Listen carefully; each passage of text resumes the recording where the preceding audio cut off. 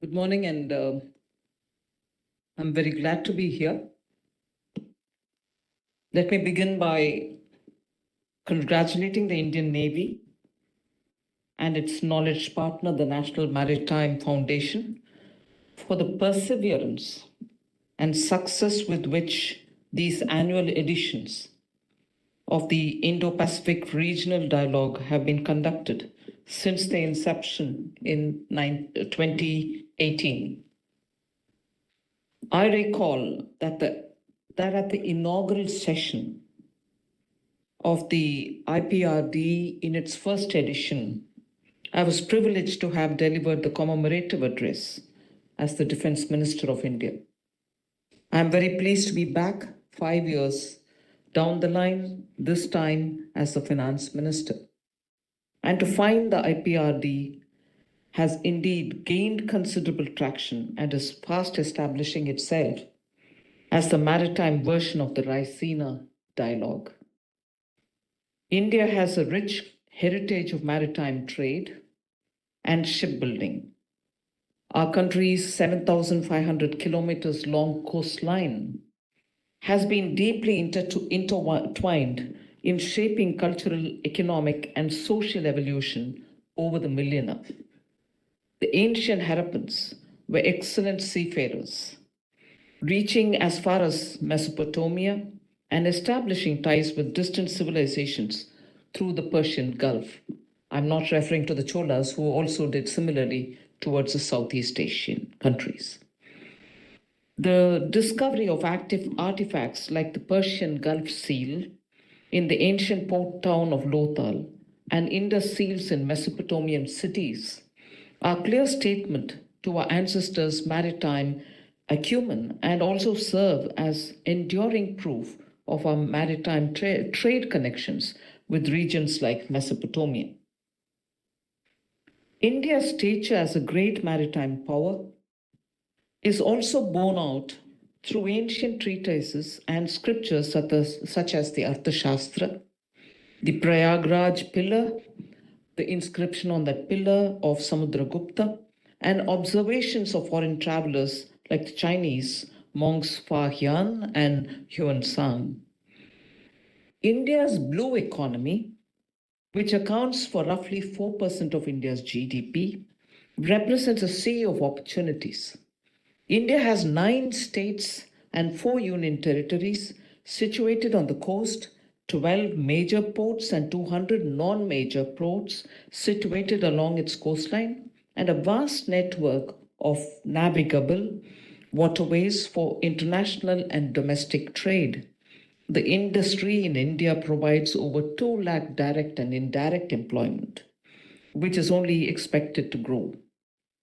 According to the UNCTAD, India was the second largest exporter of ocean-based goods and services among developing countries in 2020. The theme of this year's edition of the IPRD, which is geopolitical impacts upon maritime connectivity, is particularly a relevant one given the geopolitical impacts that are being generated by ongoing geopolitical turmoil in several parts of the world. At this moment, I wish to thank Admiral Karambir Singh for having given me a wonderful book in the recent past, which actually is a book many of you all would have read, but expands into what these geopolitical turmoils are doing in terms of trade, in terms of economic dominance, and also how nations are trying to rule the waves. I'm referring to the To Rule the Waves, the book written by Bruce D. Jones. He clearly demarcates, and which is a relevant thesis, I would think, he clearly demarcates that economic dominance, changing climate conditions, and also military power and dominance in military power are the 3 features which today govern everything that is happening in the oceans, and countries vying with each other and at the same time trying to navigate the narrow difference which exists between dominance and being at par with one another if there are comparable powers.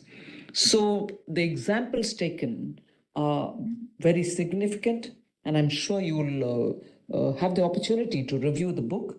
But what interested me was the way in which India's position and India's navigation skills, not so much on the waters themselves, but in the political strategic sphere, how economic dominance has not allowed us to forget there are complications in relationships. And this author clearly refers to the differences that exist, but yet when it comes to trade, you look the other way and get going with your economic relationship as well. Taking the example of the United States of America's relationship with China and India's relationship with China as well, both being examples where the economic dominance, changing climate conditions, and your political and military power equations all rule in deciding how you would handle the matters. Thank you for giving me the book. And yet, amidst the gloom of supply chain disruptions, the economic turbulence generated by contemporary conflicts that impact the Indo Pacific, irrespective of whether they are occurring in relatively distant Ukraine, which the Australian official has referred to, or in relatively proximate Israel or Yemen. And despite the palpable tensions prevalent in the South and East China Sea, the Indian economy stands out as a bright spot. In this, our 75th year of independence, India's economic growth is estimated to be just under 7%. This is highest among the major economies. Even according to the usually conservative estimates of the IMF, the Indian economy is set to emerge as the world's third largest economy by 2027, hopping over Japan and Germany as its GDP crosses the 5 trillion US dollar level. By 2047, India aspires to be a developed economy.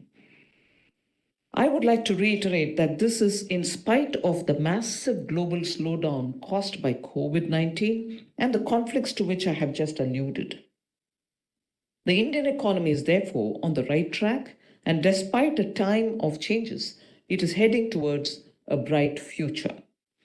A major requirement for this global growth is vibrancy, efficiency, and sustained growth in India's trade. Being blessed as we are with one of the largest peninsulas, second only to the Arabian Peninsula, which is shared by 9 countries, unlike our peninsula, all of which are India's own. We are, in all intents and purposes, an island nation in that sense, with 95% of external merchandise and the trade of external merchandise by volume and 67% of value flowing over the seas. Maritime connectivity in general and maritime trade connectivity in particular will therefore have to become areas of our most unwavering and sharpest focus. It is in this context that this ongoing conference has such great relevance to our national and regional policy making. On the one hand, as much as 65% of the world's population dwells in the nation states of the Indo Pacific, and this is undoubtedly the world's most economically dynamic region. It accounts for a staggering 47.93 US trillion worth of economic activity annually. In fact, it encompasses 60% of global GDP and almost 50% of the global merchandise trade. On the other hand, the Indo-Pacific is also a geopolitically contested space that is being roiled by great power competition.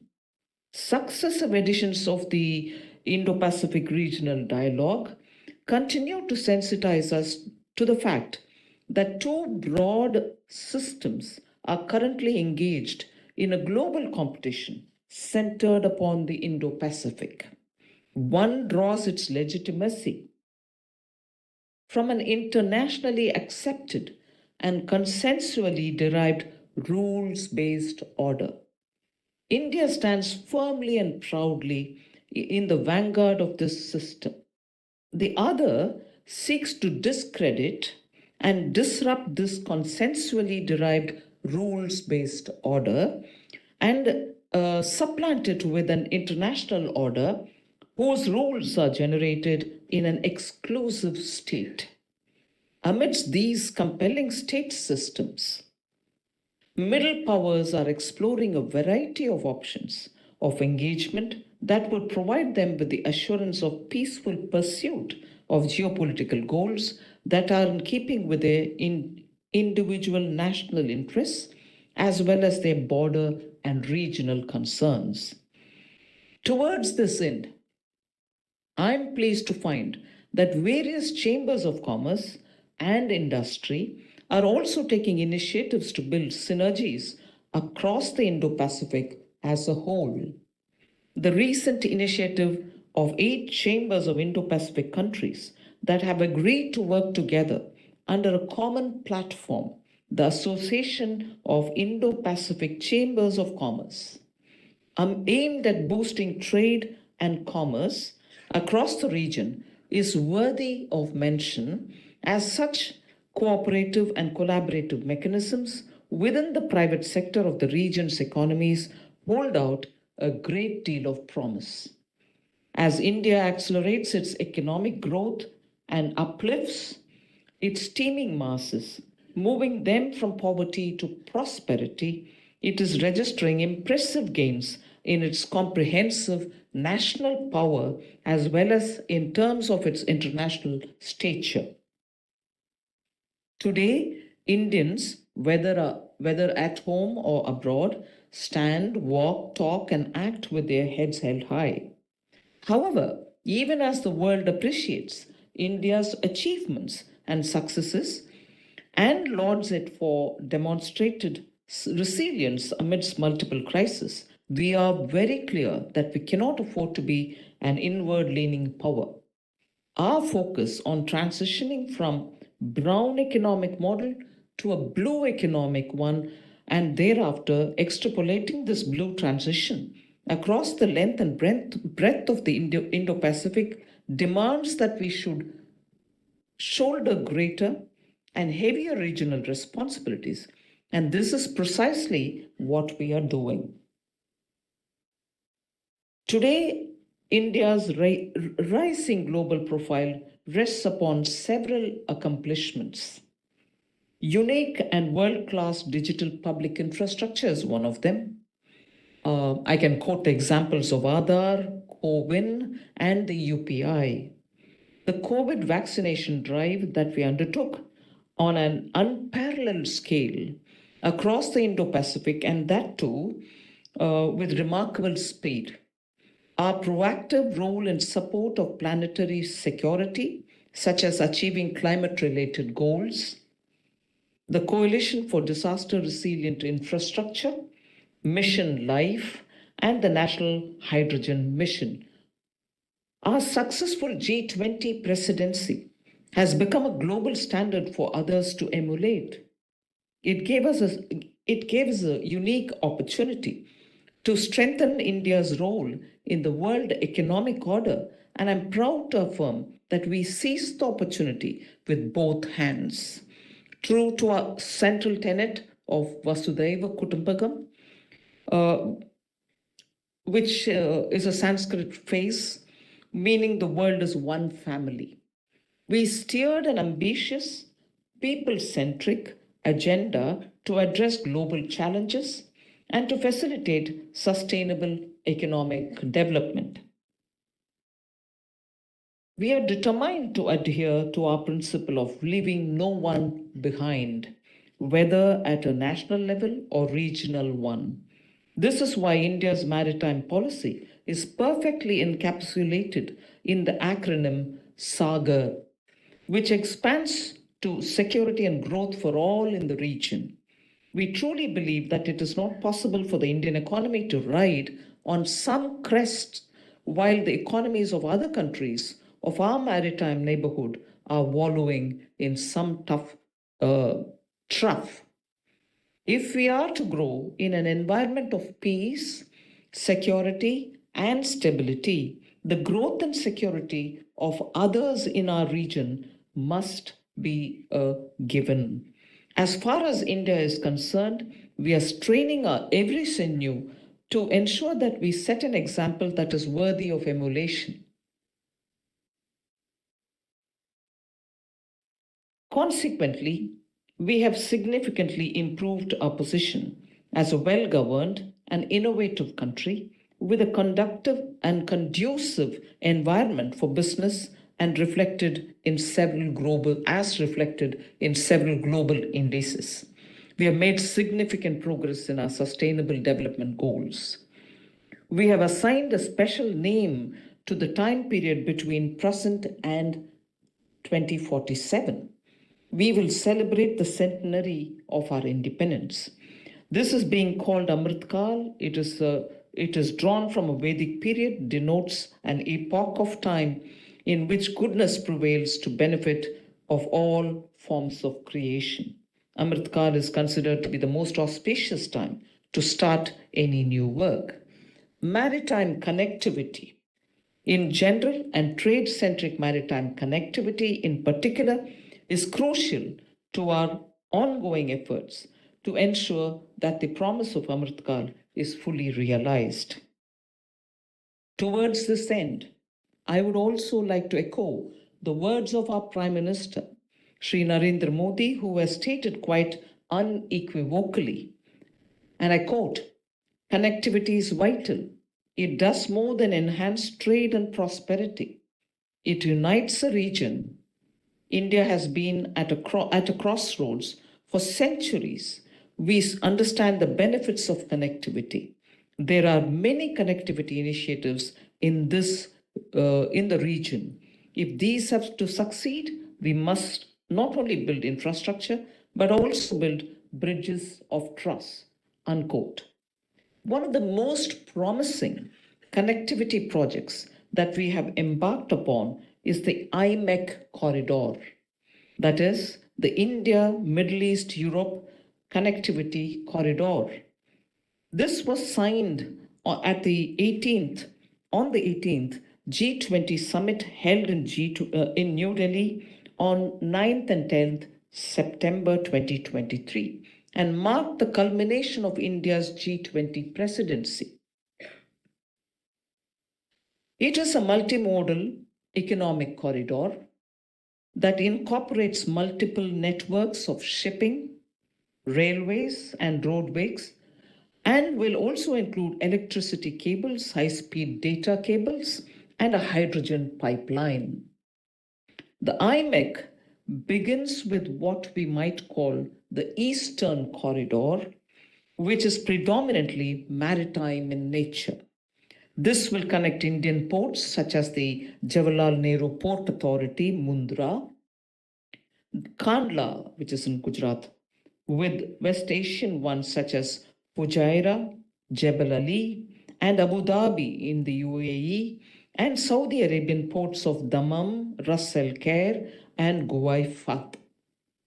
Then there is a rail segment that will continue the IMEC and provide connection to the Saudi Arabian cities of Haradi and Al Haditha, onward to port of Haifa in Israel. The final segment, which some call the Northern Corridor, will once again be a maritime segment connecting the port of Haifa to the Greek port of Piraeus and from there on to Europe.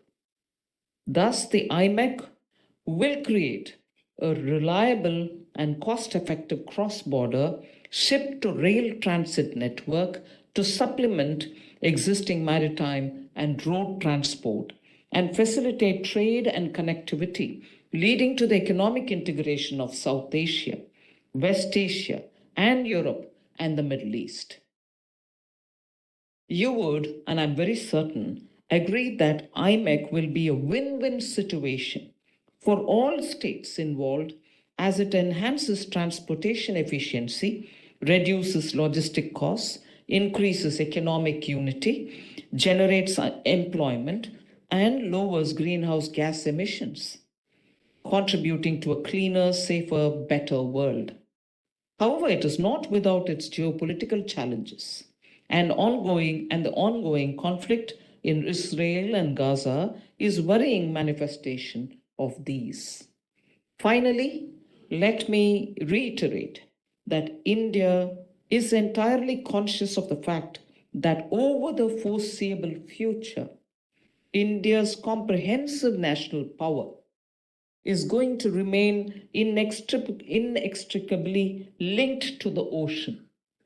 We are seized of the pressing need to grow the maritime sector as a whole, and our government is determined to provide the requisite support by way of fiscal policy and financial outlay. We seek to position India as a hub in new and diversified supply chains and value chains across the Indo-Pacific and indeed across the world. Towards this end, I'm happy to inform you that all sectors of the government are responding exceedingly positively to our new financial policies.